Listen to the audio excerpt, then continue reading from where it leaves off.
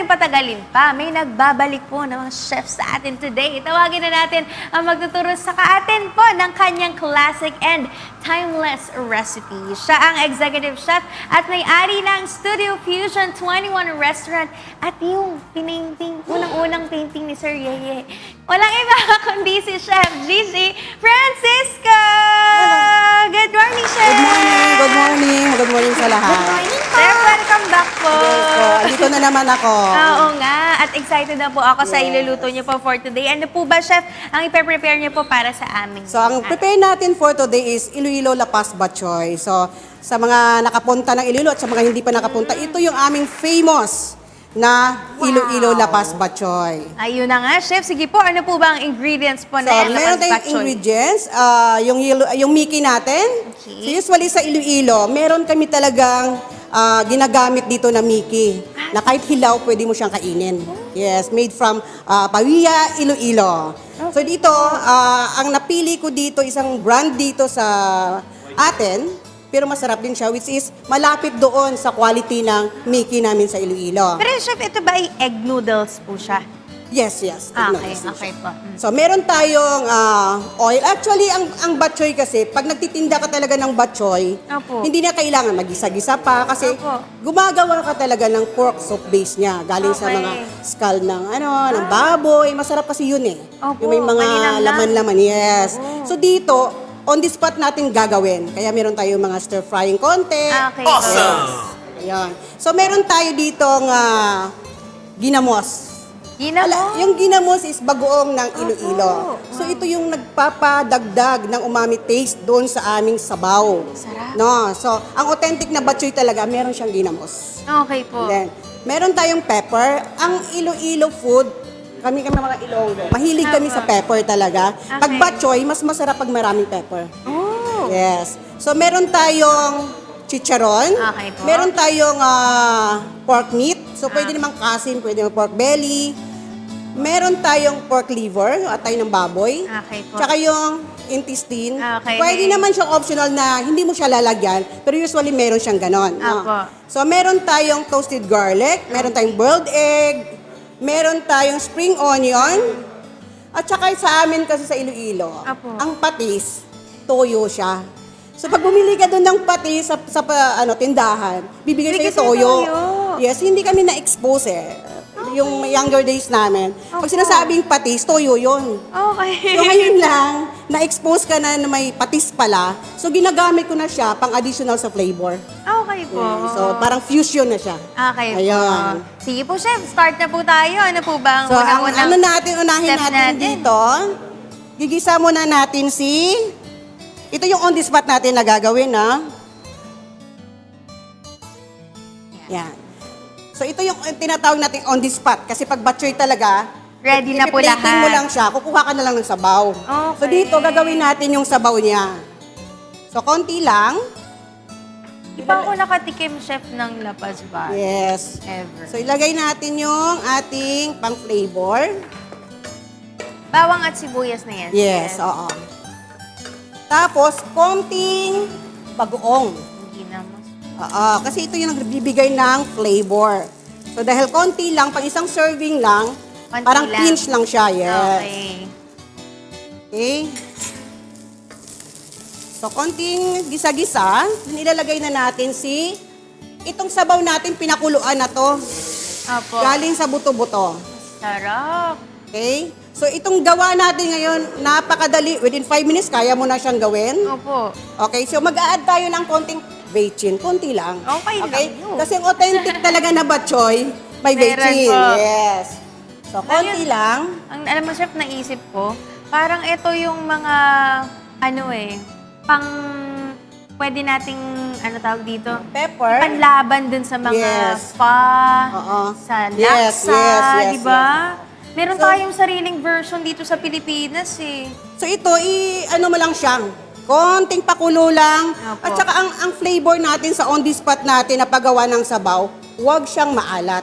Kasi Okay. maalat na yung chicharon, may Oo alat nga. na yung ating Mickey. So pag maalat yung sabaw mo, sobrang alat na siya. Tama. So kailangan manamis-namis yung sabaw para pag Tama combine tayo. natin sa pakuluan lang natin. So habang hinihintay nating pakuluan yan, lalagay na natin yung ating mga ingredients dito. So, Okay. napakadali lang. So, i-plating na natin. Ilalagay lang yung mga ingredients. Di ba, chef, ganyan din yung yung Vietnamese pa. Yes. Ina-assemble lang din, tapos Yes, lalagyan ng oo. sabaw. Ay, So, sarap. pag kulang yung lasa mo, Opo. yung alat mo, siniserve yan siya with toyo. Toyo. Toyo Okay. talaga sa amin. So, Opo. pwede ka magdagdag ng toyo. So, Okay. katulad ngayon, kumukulo na siya, pwede mo na siyang ibuhos. Ay, ganun lang Yes, kadali. oo. So, ibubuhos mo lang siya. Pwede ka mag-add ng konting patis Opo. or pwede namang toyo. Toyo. Yes. Ako din, chef, na ito na. So, ayan na siya. O, di ba? Ang dali-dali lang. Tapos pwede maglagay ng chicharon. Yes, chicharon pa. Ayan. Yan. Ayun, ang sarap. Nako, patay na Sa ang mga gustong diet. matuto, ito yung pinakadali. Meron ka lang pinakuluan. Actually, kahit chicken stock, pwede mo siyang gamitin. You can add pork cubes ng konti. Okay. Ayun. Tapos, Sobrang chef, dali. on the side, yung toyo Yes, yung po, toyo no? at saka pepper. Usually sa mga batsuya namin, May toyo naka- at saka pepper talaga May on the nakalagay. side. Yeah. Alright. Then, pwede siyang pandesal or yung puto manapla natin. Meron tayong puto manapla mamaya. Ayan, sige, papakita natin yan mga kasangbahay mamaya. Pero eto na po, pwede niyo po ba kami i-guide sa mga dinala niyo pa pong food sa amin Yes. for today? So, meron tayong kansi. So, ang kansi namin is yung bulalo sinigang. So, ang gamit natin na pampaasin dito is batuan. So, Opo. sa mga hindi nakakaalam po ano yung batuan, Opo. is a plum family. So, para siyang prutas. Ito, Ayan yung below. ayan. Actually, pwede siyang kainin raw, Pati Opo. yung dahon niyan, yung young leaves niya, kinakain namin yan. Okay. So, yun ang aming Wow. sour agent. Kansi. Yes, Yan. kansi. Ito yung ating KBL. So, ang Wow. KBL, kadyos, baboy, langka.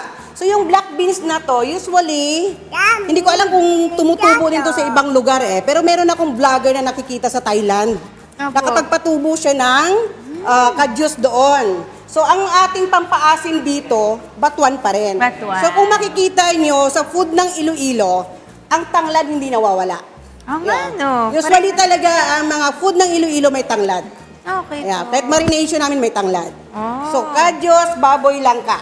KBL. Sarap. Kailangan na ng Okay, so, kanin. yes. Meron tayong puto manapla. So, ang puto manapla, gawa ko rin siya. Wow. So, ang ginamit ko talaga dito is bigas. Okay po. So, yung isoak mo yun overnight, then gigilingin mo siya sa blender. Blender na, dati sa palengke, merong gilingan eh. Gilingan, Yes, opo. oo. Ayun. So, meron tayong, sa restaurant namin, Ilonggo platter ang tawag namin dito. Actually, may pork isaw pa yan. So, Opo. pork barbecue at saka yung aming famous Iloilo chicken inasal. Wow. Yes. At yung famous sa Iloilo na Iloilo Lapas Batchoy. Yan, hindi mawawala.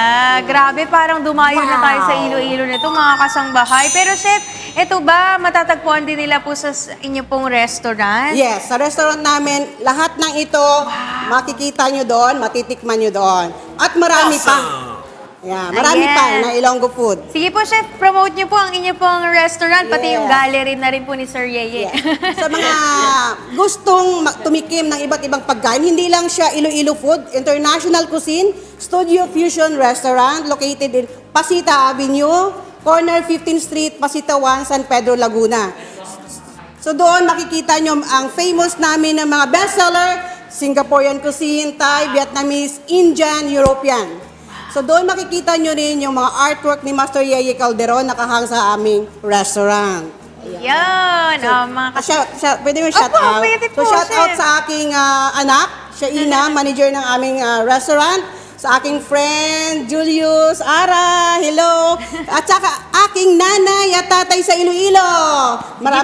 Maraming salamat sa Good Morning Kuya sa pagbibigay ng opportunity sa amin para ma-share namin yung aming food dito. Ayun. Chef, bati kayo in Ilonggo. Paano ba yun? Pagka ng good morning, magandang umaga. Parang hindi na ako marunong Ay! Magandang umaga. Ayan, Ilonggo siya eh. Kuya, ano yung magandang umaga? Mayong aga. Mayong Yan, mayong aga. aga.